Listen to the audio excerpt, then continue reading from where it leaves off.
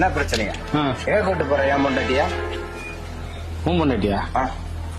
உன் பொண்டாட்டினா நீ வீட்டுல இருக்கியா? நான் இப்ப அவங்க லவ்வர் தெரியுமா? லவ்வரா? ஆமா. நான் வீட்டுல இருந்தா நீ லவர் ஆயிடுவியா? ஆமா, நான் லவ்வர் தான். கேளு, நான் 2 பேரும் கல்யாணம் பண்ணி போறோம்ல. ஆமா, கல்யாணம் பண்ணி விரும்புறோம், கல்யாணம் பண்ணிக்க போறோம். விரும்புறீங்களா? ஆமா என்னையும் பொண்ணையும் வச்சு வாழ்றேன்றாரு. ஆமா, நான் கல்யாணம் பண்ணி நீதான் என் நேரம் குடின்னு குடிகார வீட்லயே இருக்க. குடிக்க போனா அதனால இன்னொருத்தனோட போயிடுவே நீ?